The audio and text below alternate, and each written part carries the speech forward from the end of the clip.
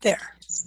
Welcome everyone to Aaron Sullivan's Zoom meeting on the evolutionary awakening of a spiritual astrology. Aaron will show how hardcore religion and dogma, all the domains of Zeus and Jupiter, became a spiritual revolution when Neptune was sighted, opening the door to an outstanding era in the realm of religious experience and spiritual solace. Aaron will experience this transition. Aaron will explore this transition and archetype and its relevance today and possibly the future. For more information, you can go to aaronsullivan.com, where you will find 2 training courses and hundreds of MP3s. Welcome, Aaron, from all of us. Please go ahead. Oh, thank you. Okay. Right. Sorry, as I mentioned, there was and I suppose we could say because Neptune actually is the ruler of lightning, and we have this huge lightning storm, which is normal because in the Southwest we have monsoon periods. And so I had, it's a mess, the desk, and because I wasn't able to get on until about 5 minutes ago. And it's now just really cloudy and dark. So that's not bad to, for what they call sympathetic pathos in theater, where the environment actually, coincides or is in sympathy with what's happening. And here we are talking about Neptune. Now, when we think, I want to start off with, because I call it an evolution toward a spiritual astrology. Okay, so there is no spiritual astrology that I know of, to speak, literally. There is an attitude that we have that has a spiritual basis, and we have our spirituality embedded, if you will, and also in our psyches as part of what we will talk about in Neptune.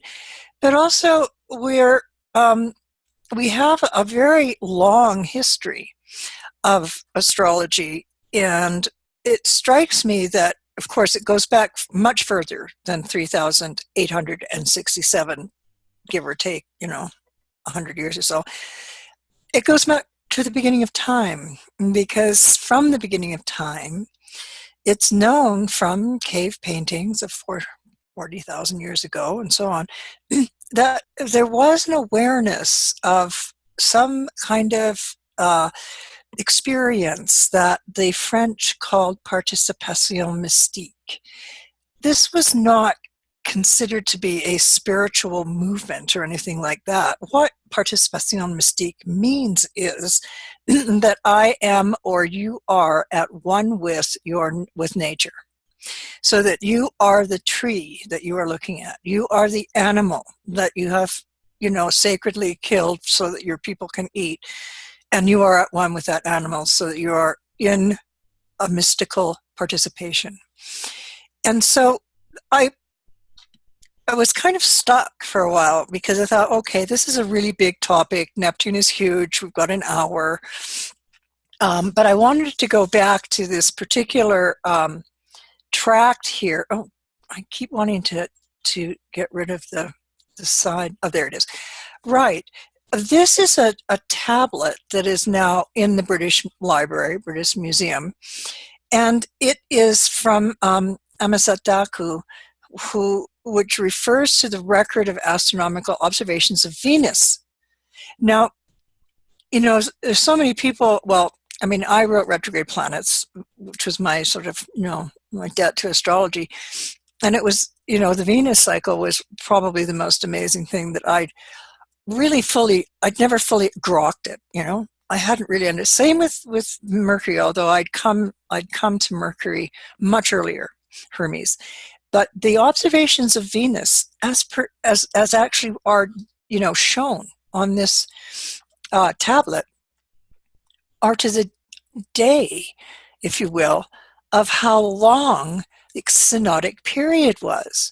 And it details, as it says here, the movement of Venus as we know it today.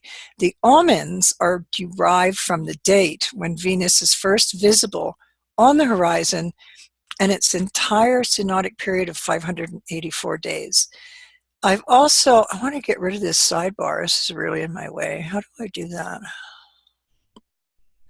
I can't see.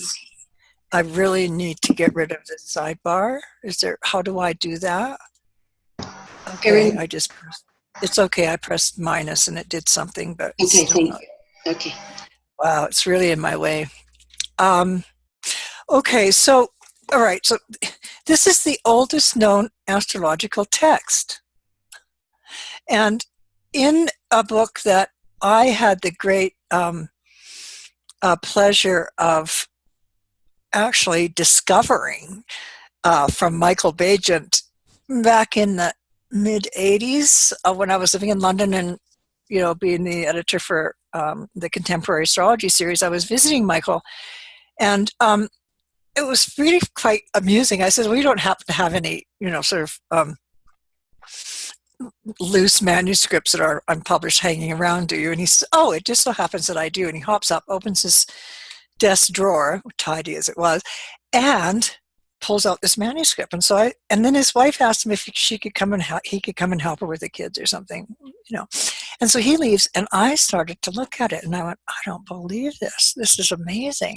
And so I said, listen, I'm going to take it with me. I said, I think, we can do something with it. And I published it.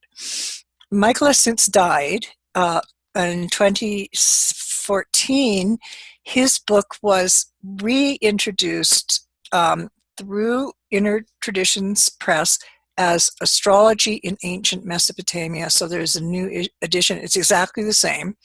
It's from the Omens of Babylon. The next book that I would like to recommend is, for your interests, would be The History of Astrology, Nick Campion, and Ancient Astrology, which a lot of people don't know about, but I actually reviewed years ago in the ESAR journal when I was doing the bibliophile.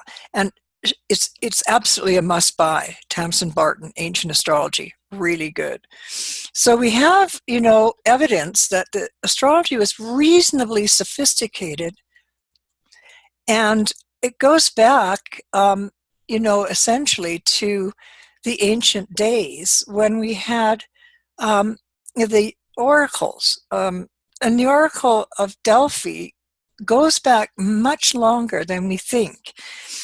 And so our mystical tradition really dates back millennia, millions and millions of years, billions of years, as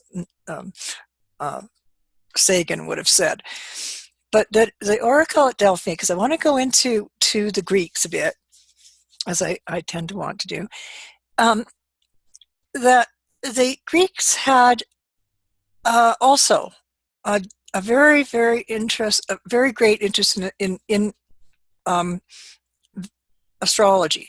It wasn't a spiritually based astrology. It was based on, as it says here, techne versus ars. In other words, the intellect and science versus art and spirit.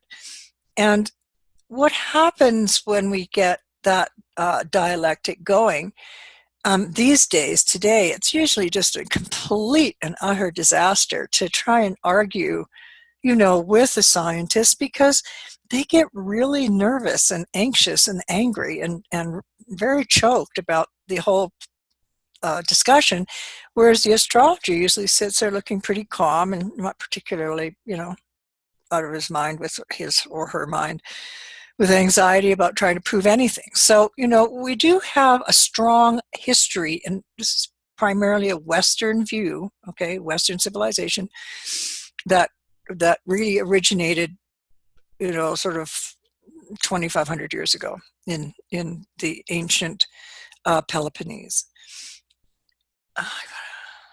So I'm really having a problem with this thing. I wish I could make it go sideways. So we're really looking at, a long and ancient history of what we do in our practices today. This is a shot of Delphi as it was. Now, the Oracle of Delphi wasn't an astrologer. There was a very rude form of astrology in the Roman period of time, but it didn't have anything to do with the soul or the concept of soul.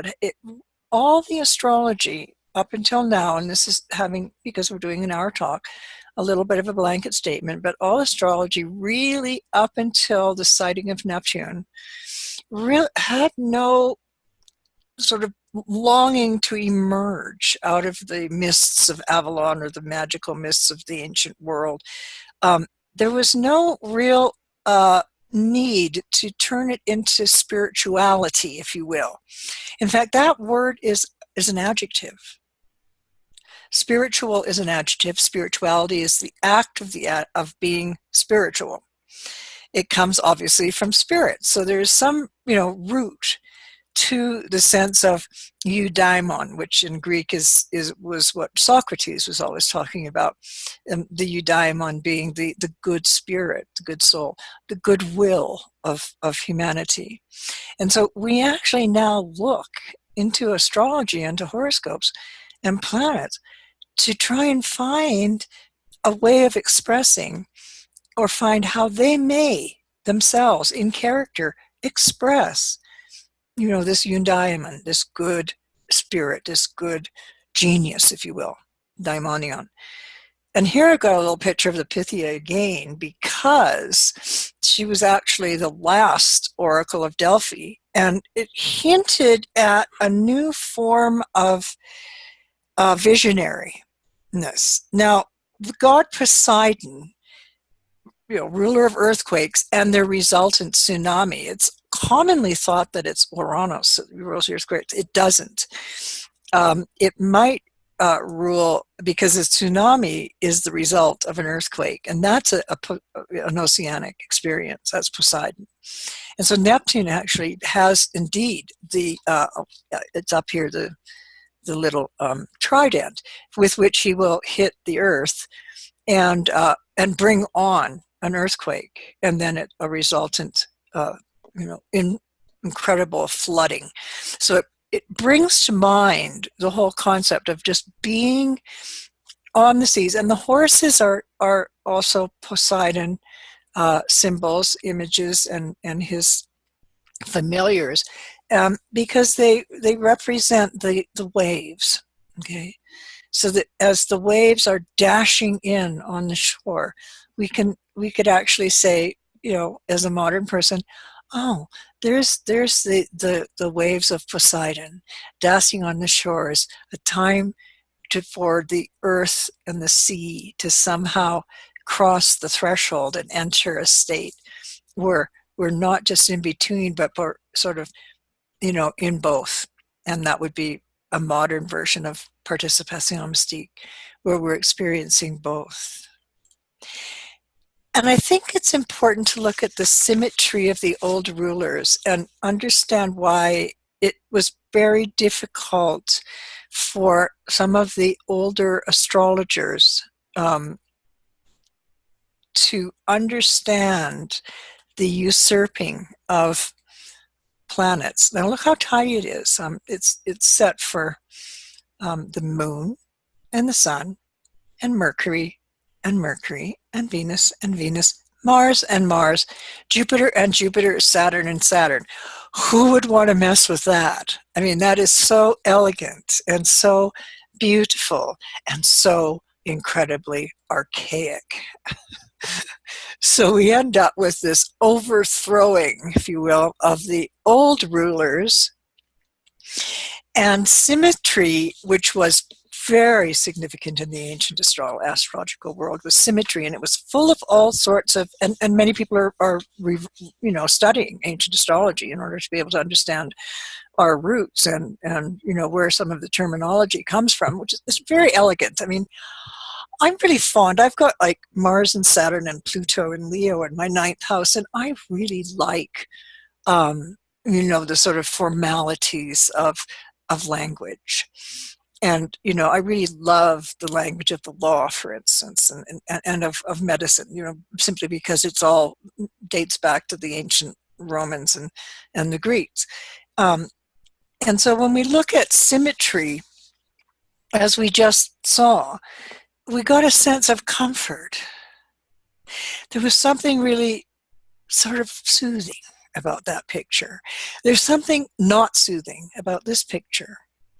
And it's because there's nothing soothing about monumental change when it comes in the form of a demand, if you will, from the global psyche, from the mass, from Gaia's very core, because that's us on Earth, looking east and west and to the meridian and to the IC. So what we end up with is not the same tidy little rulership or situation, especially when Uranus was first cited, which also shows some respect of the scientists, by the way, some very, very, very respectful in the naming, because naming is very important. Nomos is, the law, whereas physis is nature. So we have nomos, name, law, physis, nature, nature, and basically the root of science, physics. Okay, so we're looking at suddenly the sighting of Uranus, and I did a talk on that before, and I have whole courses on this, by the way, evolution. But on this date, everything changed, absolutely everything. And it was very, I thought, respectful when I really started thinking, okay, why did they name them that? They named them because they were going on the basis of the old relationship of the planets to the ancient gods. So out of the realm of the mists of the ancient gods came a new god, Uranus. The symmetry I'm talking about is actually quite elegant, and that is that Mars is the son of Jupiter. Jupiter is the son of Saturn. Saturn is the son of Uranus, and Neptune and Pluto are brothers on the Olympiad. So there was some kind of participation mystique with the scientists who would have us hung and shot and burned at the stake, even today. Well, not literally. Well, perhaps, maybe literally. You never know. But we now see that we've got this whole new, uncomfortable rearrangement of planets. When it came to the sighting of Neptune, I mean, I kind of got, and I was like projecting anthropomorphically upon the planets. I was saying, well, gee, Saturn must have been really kind of ticked off about, the struggle between Uranus and him for rulership of the sign of Capricorn, of the sign of Aquarius. But, if science is God, then the gods had named that Uranus would now be the ruler of Aquarius, and that's all. That's it. We still think in terms of Saturn as having some influence there. Yes, definitely. There's always that undercore in the Uranian Aquarian personality type or circumstance to describe of rigidity. I mean, where, it's not about change. It's a fixed sign, first of all. And Aquarius is interesting. I really like Jason Hawley's talk on the whole idea of the split, the necessary split of the control function and the distancing function of being able to separate one's own self from a participation in whatever it is that one is doing, and kind of go into a higher state. which is kind of what happens to me when I'm actually reading a chart. Although I'm very, very, very rigorous about what I'm reading, what I'm saying, what I'm talking. I don't go into some kind of trance. But I do seem to have, able to call on some stuff that I hadn't actually thought of before while I was talking about it. That's what astrology is. I mean, it's a participation mystique. Yes, there are laws and there are rules and there are regulations. There have to be. But there is also another element to it, and literally element when you think of it. And it has to do with the ethers, of what's going to come down through the ethers. And so I think that was really important, about the discovery of planets, and another Greek word, just to be, really fancy, katarch, Katarch. It's not in our alphabet, and it means beginning. Okay, the beginning. Now that is like a real beginning, not just like beginning to do your workshop. The katarch is like, as an astrological term, it's the moment in time in which the horoscope is cast. Yeah. So for whatever reason it's being cast. So that if we cast a horoscope for the sighting, which I've done endlessly, for the discovery of a planet, and we will be looking at Neptune briefly again, then we have everything that's possible to know in that horoscope. It is present. And it's about how do we get to that knowledge. That's where I think Neptune can come in. One thing interesting about these discovery horoscopes of Uranus, Neptune, and Pluto, every single discovery chart has the moon in Scorpio between 7 and 13 degrees. Every single one. So, I mean, there's something about love with the mystery. Neptune, when it was sighted, I'm going to move on. Okay, so here we are rapidly moving forward from cave days of 40,000 millennia ago, 40,000 years. We're here in the age of Pisces. And even Jung wrote about the age of Pisces. He wrote about the fishes as a symbol of a dying age. He was a Christian, which is part of why he, became so questioning of the psyche and the spirit and the soul, was that he had a really big problem with Christianity. His father was a minister. And so he, had a lot of issues with religion. And so his whole, the piece is brilliant to read, but you have to, kind of block out the Christian parts of it. But the age of Pisces is the age of, according to the Hebraic year, it began 5,777 years ago, this year, 2017, which is considered to be around the time that Adam and Eve were created. So they're really old, okay, the Hebrews, the Jews.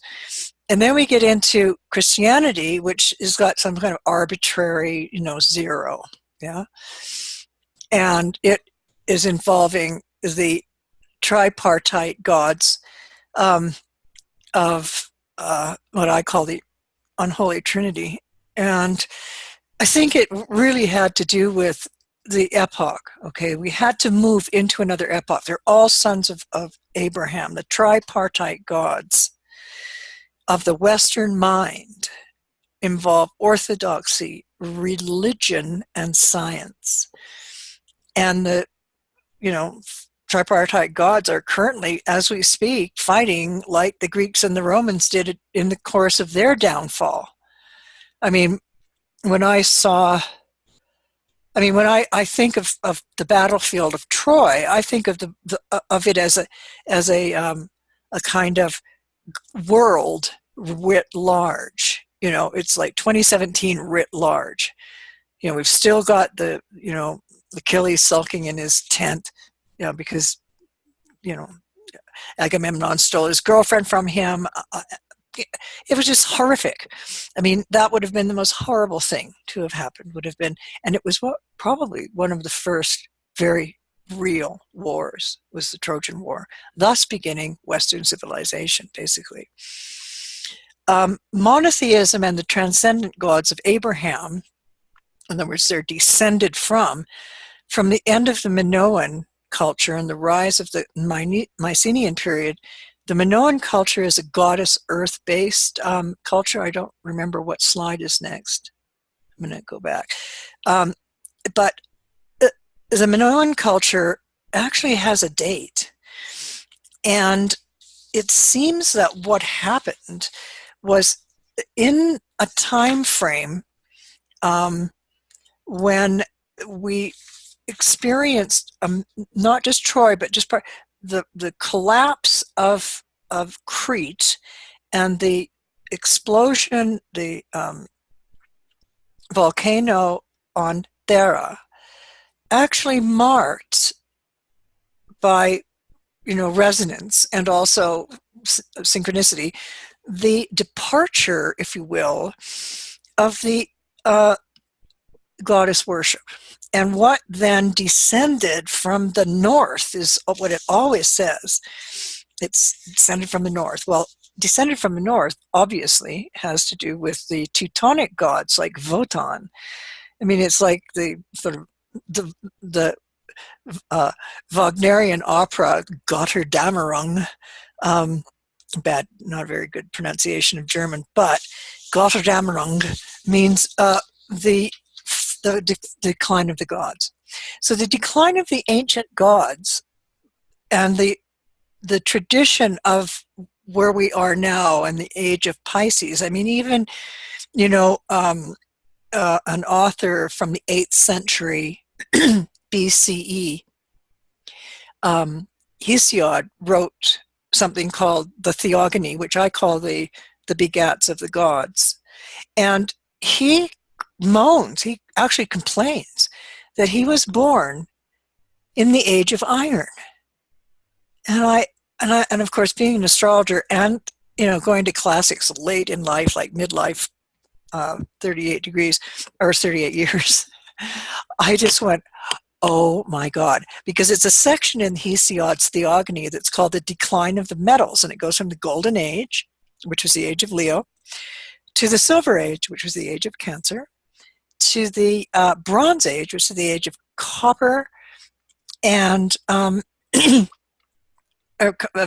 bronze, which is copper and another metal, I'm sorry, and into the age of iron, which was, of course, the Mars age, and the age of Aries. And he didn't know that he was sitting on, because he was saying, oh, I've been born in this age of war, and it's all been nothing but terror and turmoil. And I'm looking at the age of Pisces and thinking, well, gee, it's only got more sophisticated in the fact that we are hugely dominated by, at the closure, mythologically, philosophically, and possibly astronomically, really leaving behind the age of Pisces and entering the age of Aquarius.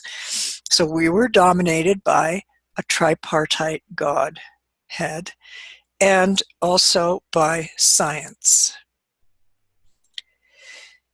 So when I think in terms of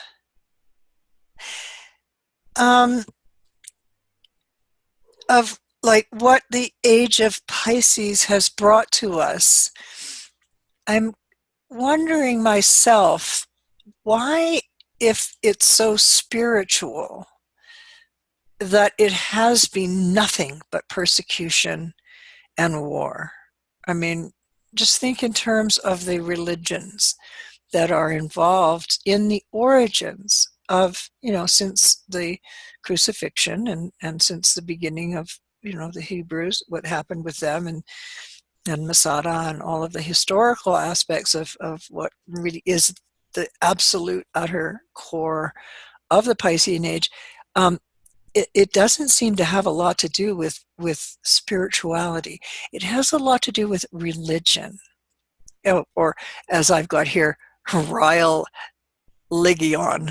Anyway, so if we look at Jupiter and Zeus, he's still involved. He was usurped by Neptune, but he's still the arbiter of social and political justice. He's retained his hierarchical stance because after the overthrow of Cronus Saturn, it still remains that the sky is still a very powerful place of divinity. We lie on our backs and we look at the sky and we feel that we have come, we're lying on the interface between Gaia and Uranus. And Saturn, remember from the old myths that I've probably gone on and on about with you guys, is of course the one who split them forever. And so here we are, poor little creatures, real soft little things, people walking about in this sort of horizon, if you will, between the ancient heavens and the unification with the ancient Gaia. And all we are is we're the sort of thing on the surface, in between the sky and the heavens, fighting the most horrific wars. And this has been going on and on and on. When you consider, in 325 AD, the Council of Nicaea declared women as soulless beings. When you read things like that with a mind like we've got, you're just aghast. I like that word. I just think that I just don't know how to take it. I just think, where did that come from? Okay, where it's come from is, of course, somewhere out there in the world, there is no feminine function, okay? That there is an Uranian or sky-based god and series of gods and many, many gods. And the earth gods aren't particularly, goddesses aren't particularly well represented. Let's put it that way. I am longing to write a book. I'm having a really hard time because of all the work I have to do stuff. But I want to write a book called Hades and His Ladies. And it will be based upon the rise of the feminine and the gender morphing that's taking place. But it's not going to be a rant. I'm not a feminist. I'm just a person, a woman. I happen to be a female. I have children. I like boys. I have a grandson. Men are great. It's just that it's a function of the masculine in the Jungian sense that's a problem, okay? Because it really hasn't civilized itself in the way which we would like to see it. Okay, so what we were looking back in the Minoan period with this earth-based culture and women, really being the caretakers. It's really been about, from 3000 BCE that we have known that we can date the fall of the feminine ethos. And so in our social structures, and you've seen on the diagram, Saturn and Jupiter both hold social cultural realms, and Jupiter still rules the ninth house, but he rules it in a different way. Yes, it rules higher education and literature and vocabulary and language and other countries. If it weren't for my Jupiter, Venus, and Sagittarius, I don't know what my ninth house it would be like, in another world and thousands of years ago, if it were possible. I have no idea. So the thing about Neptune is that, and I've shown you this slide before, is that, it's sort of elusive, sort of. In other words, we saw it once, we saw it twice, we saw it a third time, and I'm going to move on. And there's Galileo, clever looking fellow. He was brilliant. He thought it was a fixed star. Now, about this period of time, I need to explain that when Neptune was sighted, it was already the beginning of the rise of a new way of thinking in our own era, our own epoch, okay, in the Piscean epoch. And there were already divisions of ideologies. In other words, science versus art. It's very interesting. And Blake was a tremendous advocate of natural science, of the nomos fusis argument did not occur to him. The idea was that he would talk about 5th century Athens, or he would think in terms of where we are now, but he did not like, and many artists did not really see that the oncoming science as it were going to be, and the hubris of Newton, because this is about Newton, right, with his calipers acting as God. And there's another picture of Newton with his calipers along a scroll designing the earth into the masculine formation. So William Blake, he died in 1827, and Neptune was sighted like, it was like 1846. And so he only died 20 years before it was sighted. And you see, I think that when something is about to be seen, but yet still lurks somewhere in that strange place between the seeing and the not seeing, that we start to get a premonition. Now, there's a whole lot of things about premonition and terminologies that I wanted to speak about. And then, of course, is it Neptune? Oh boy, see, that storm really did get me, because I seem to have lost some things that I wanted to talk about. And one of them had to do with the whole concept of how in ancient astrology and in modern times, the words that we use in ancient astrology or astrology period, or anything that have to do with omens and sort of Delphic oracles, all synonyms for omens have actually been translated in meaning into negative implications. So, for example, here's a list of portents: omens, harbinger, augury, boding, presage, signs. All those words really have a bad reputation.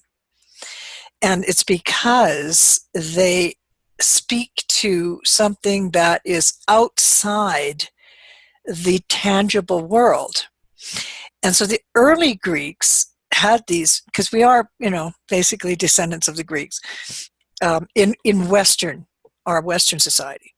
The early Greeks had those had beliefs, that we still use today. Like, for example, when you're walking by a herm, which is like a stone pile that's dedicated to Hermes, and they're always found at crossroads, or just at various parts along a path where you're walking to the next village or whatever. And there's also a herm outside of every ancient Greek door, because he has he rules threshold crossings, but he was also part of prognostication, Hermes. And so shrines were erected for him. And we still do this. Like, for instance, the Romans, they had many auguries and superstitions. Again, it's a word that implies negative ethos today. For example, aves cursum, the flight of birds. So, the birds are flying this way, therefore the question you just asked means that blah, blah, and there's the answer. Or another wonderful word called haruspices, which is, haruspex was a person who interpreted the entrails. You've heard of that, gut gazing. Literally, that's what the word actually means, haruspex, to look in the guts. But it's also something we do today. For example, in the Roman world, they had something called the sortes Virgilianae, which means the Virgilian lots, because Virgil was the great writer of the Romans, according to the Romans. And it's a form of divination by what I would call bibliomancy. In other words, book prediction, mantics, interpretation. So that and you will probably do this yourself. In fact, I would practice it because I really find it important. Is if you have a really something burning in question, is to open a book that you consider to be pretty important, and the first line you read is the answer to the question. It's like the I Ching, ancient, Chinese, beautiful, elegant, complex, oracular system. It's not unlike simply rolling the dice or opening a book to the page and reading the first thing.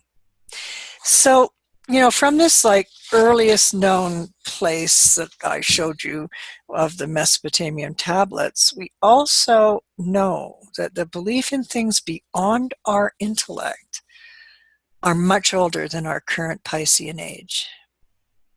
And we still have even just the remnants of the Greek sky gods, who come in the form of the ancient gods, as I pointed out.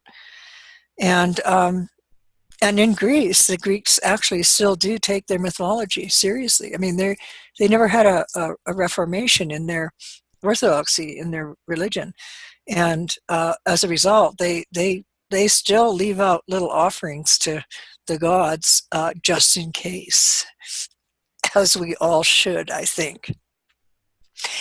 And as I mentioned, we still have those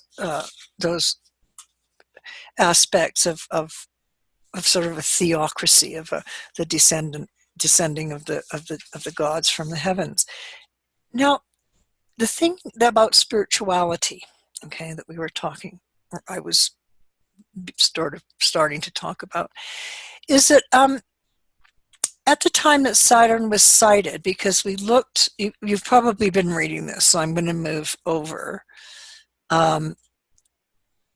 to where Galileo sees it for the first time, okay? Now, here's the thing. He sees it, but he thinks it's a fixed star because Jupiter is a known wanderer, okay? And the thing is that Neptune was retrograde when he saw it. 1 month later, after Jupiter had gone retrograde, because if they're going to be in the same sign, in the same relationship, in near opposition to the sun, it's going to be retrograde. So now they're exactly, of course, their declination would be different, maybe, because he wouldn't have seen them, because it would have been completely obliterated by Jupiter. So obviously the declination at the time must have been fairly distant, so that he could actually see both. I mean, mind you, it was through a telescope. But both Jupiter and Neptune were retrograde.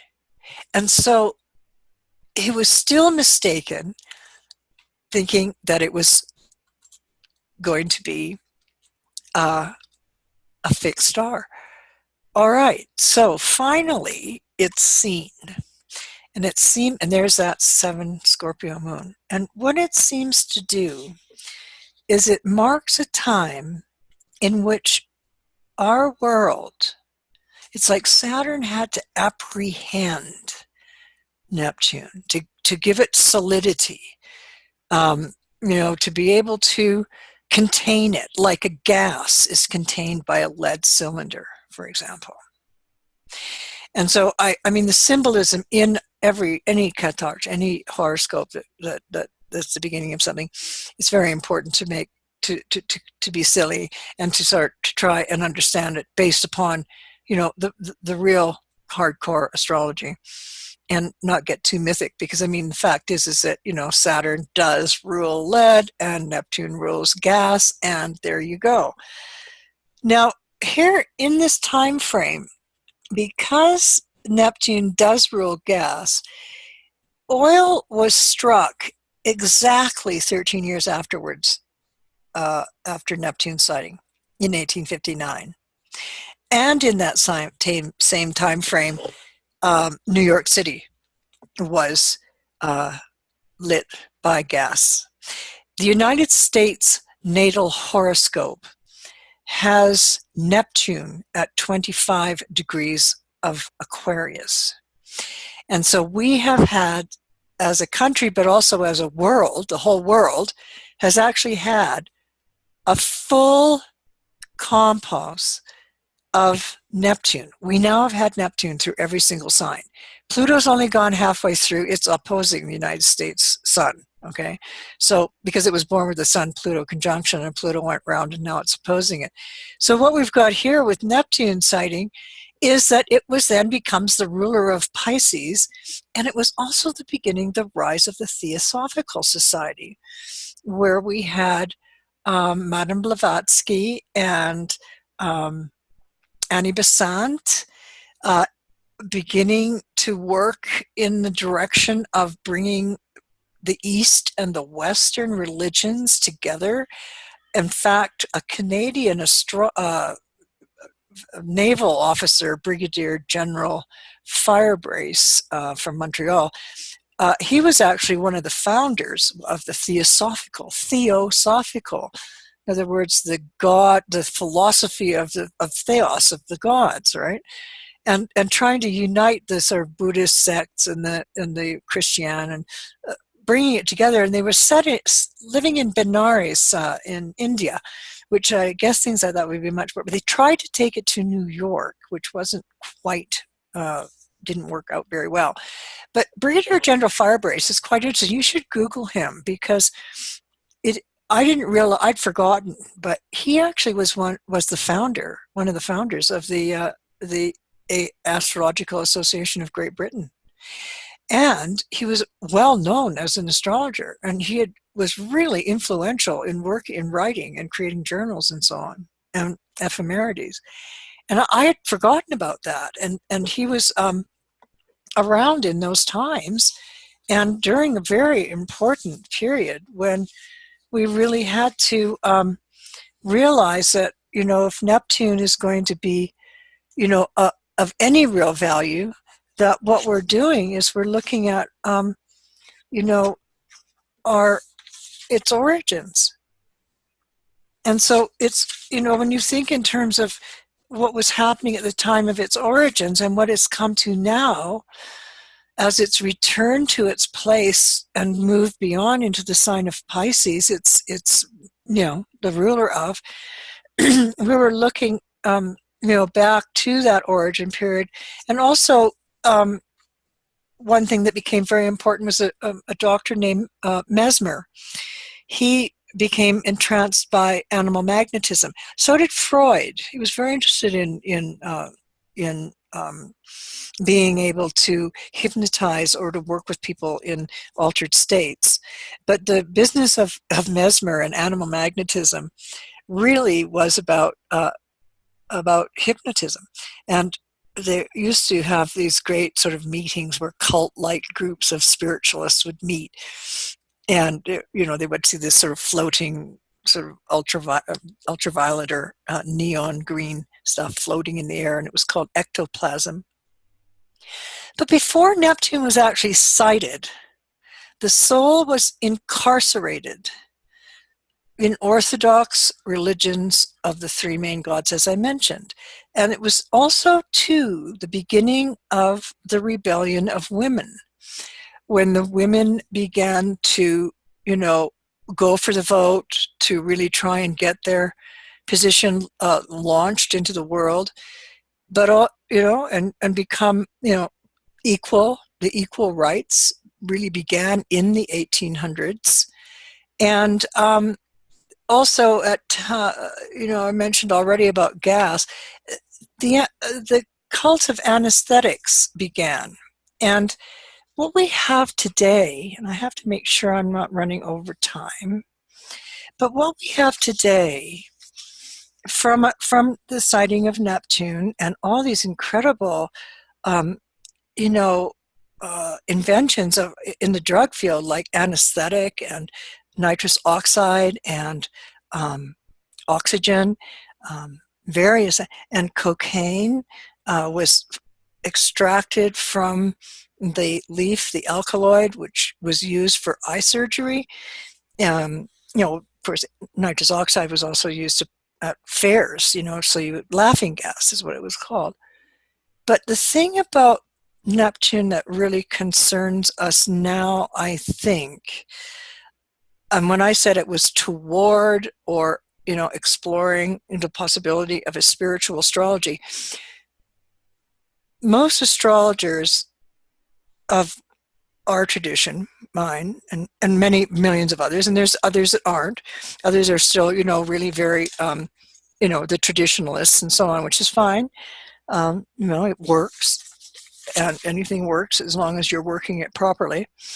But if you're looking into things that are spiritual or into, the idea of soul-centered astrology, which was, not introduced by just Dane Rudhyar.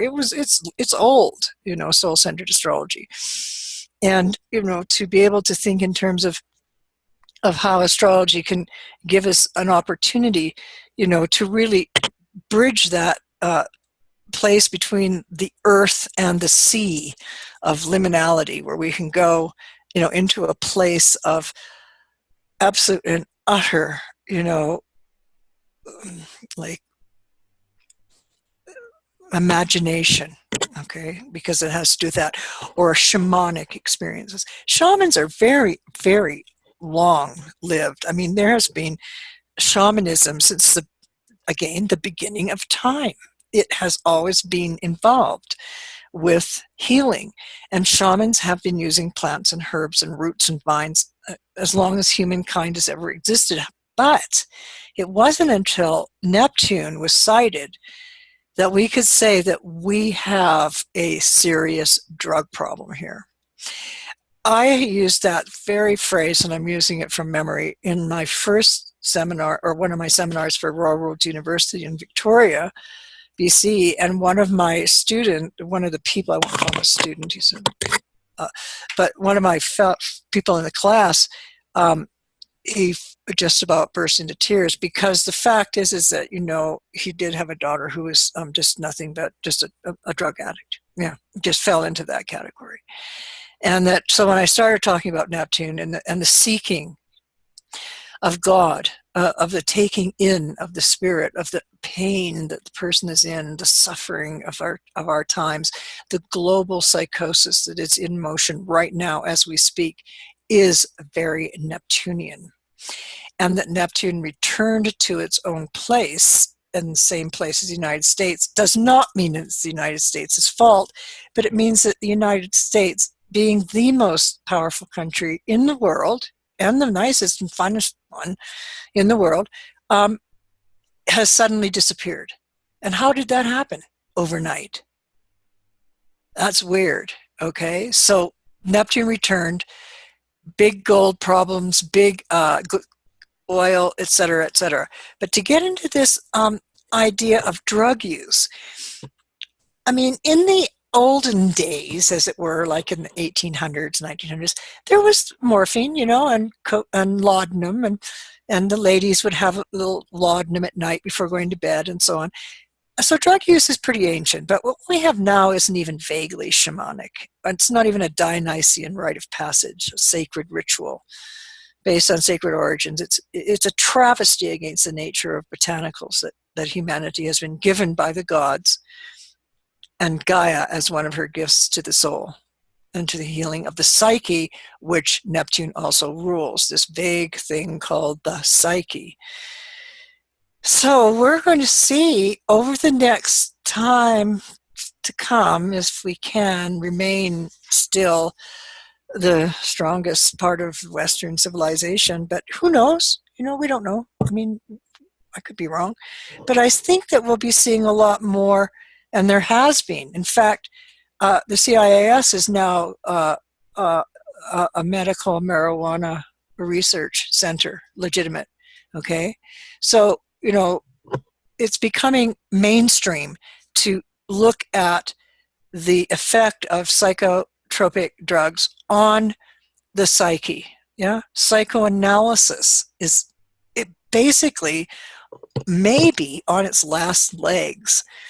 I mean, psychology has been a door opener. I mean, psychology has been since Aristotle, where there were 4 or 5 types of madness. It's a whole other workshop. But there's some evidence to me that subsequent generations to mine, Pluto and Leo, are decreasingly interested in 19th and 20th century conventional psychology. they're interested in exploring alternative ways of perceiving their world. I have grandchildren, that are really very cool.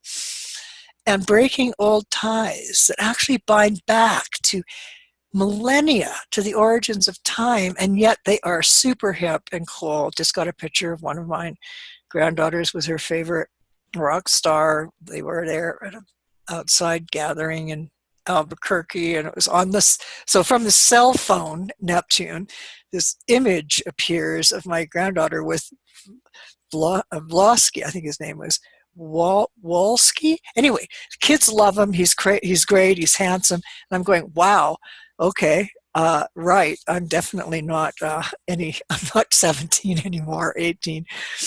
So the rise of a new generation of astrologers at this time is hopefully a guarantee that the reuniting of the heavens and the earth and the astrology of our times will actually live to carry this gnosis, this knowledge, into a place where we stand on the threshold looking into the future and not really being able to understand what it is that's going on.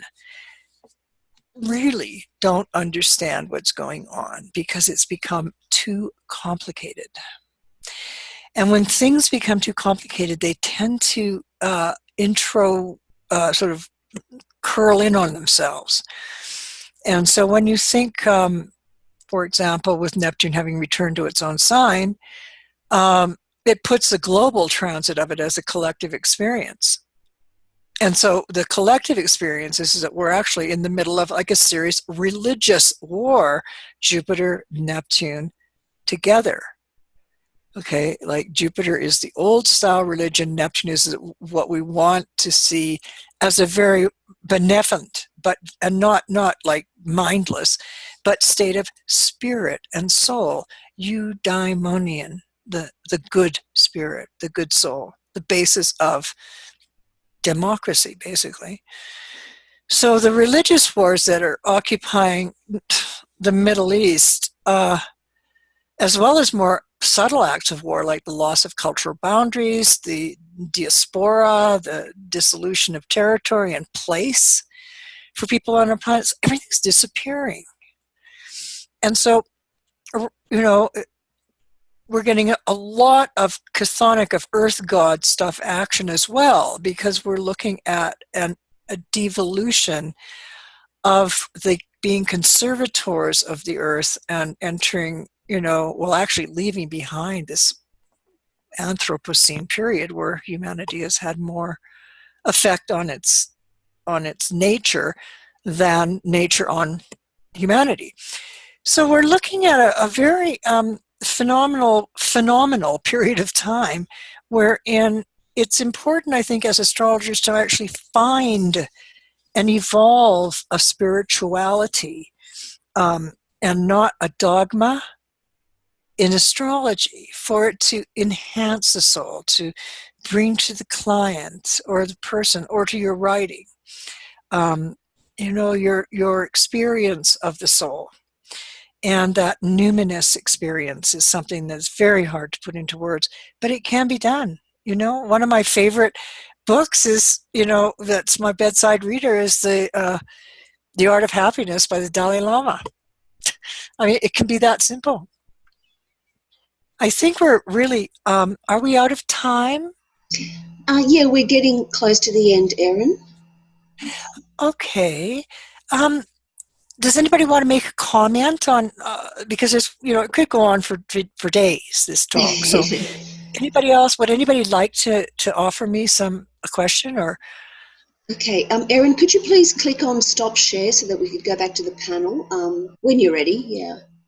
Okay, great. I'm ready. Okay, any questions, anybody? Questions or comments?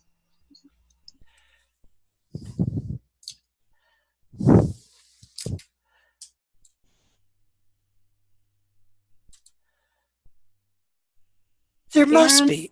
There are so many great minds, and I'm just checking everybody, looking. Yeah, I am looking. Come on. I have a comment. Yes. I have a comment, Erin. Thanks. I love Wendy.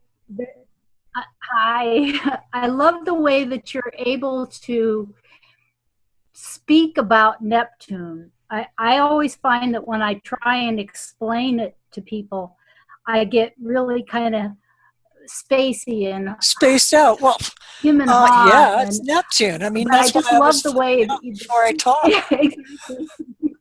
Yeah, but you always bring it around. You know, I thank you. I really appreciate that because, you know, that's the whole thing is Neptune is it's like an alembic, okay, wherein the magic of alchemy takes place. We do not know what the alchemists really were doing, but they wanted to take plumbum, Saturn, lead, and turn it into arum, gold. And that process has been long lost, but there's so much written on it.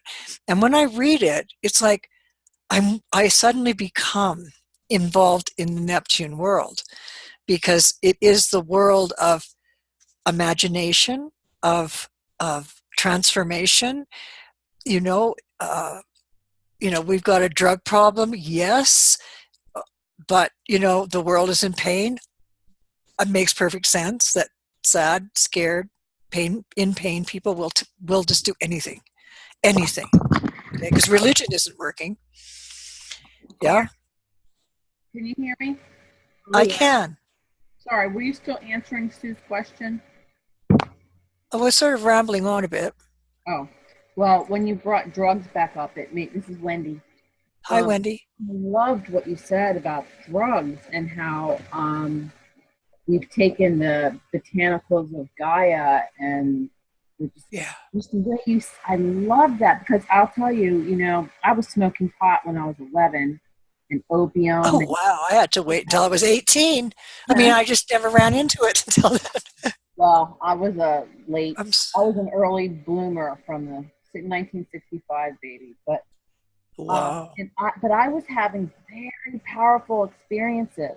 Yes, it's changed. But I also got addicted too, ultimately, sort of. But it opened me up on a whole nother level. But I was already open because I have a very Neptunian chart.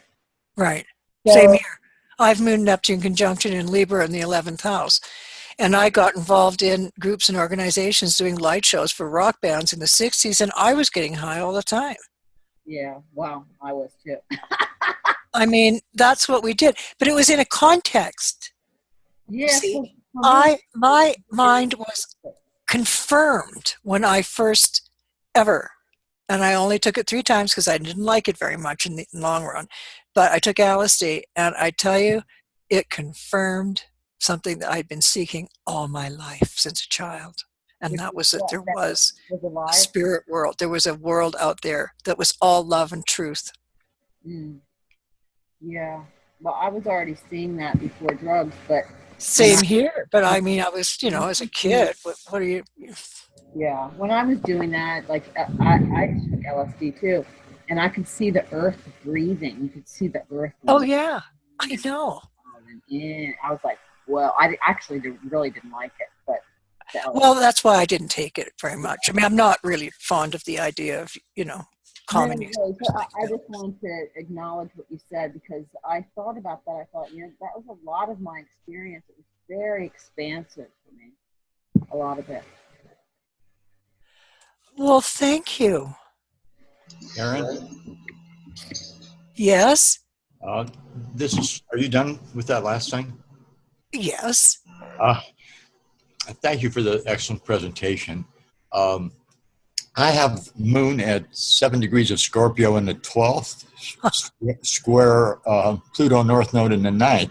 And what you said about Moon from 7 to 13 or whatever it was of Scorpio, I missed what that was. Could you explain that to me again?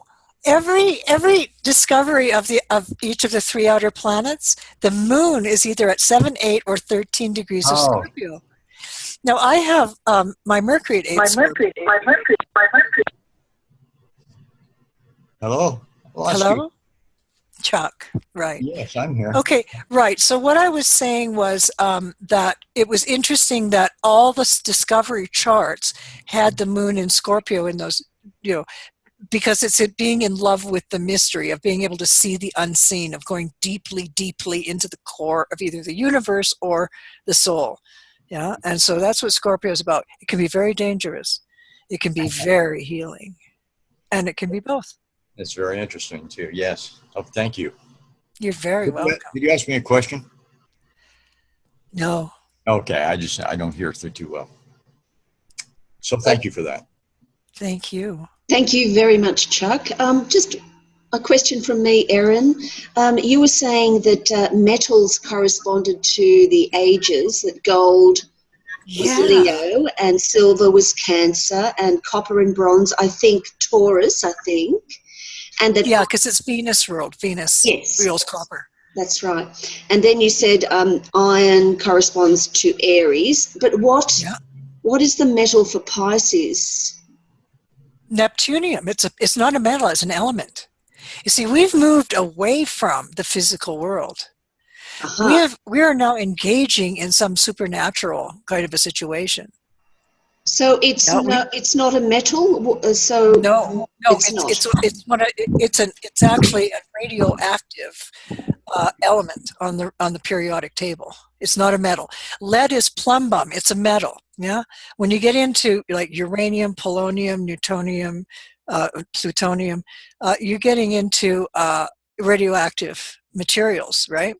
So Neptunium is actually on the periodic cycle. I had it written down somewhere, but I can't find it. But anyway, it's on the periodic table, and it is radioactive, Neptunium. My goodness, that is so interesting. Uranium is on the periodic table, Neptunium and plutonium. Excellent. Got it? Yep, got it. Thank you so much. Beautiful. Yeah. Okay, any final comments? Because we do need to wind down. Okay, that's it. So Thank would you all... You always inspire me. You always inspire me. I always have too much to say, and I'm so sweet. I love doing my things for you guys. Oh, gorgeous. Thank you so much from all of us, Erin. Thank you. Thanks, Erin. Thank you so much. You're welcome. See you next time. A bit of Neptunian chaos. It's wonderful. It's all bells and whistles right now. Bye. Bye. Bye out there to the leaders. Bye. Thank you. Thank you too. Okay, we'll see you again, Erin. Thank you so much. Bye, everyone.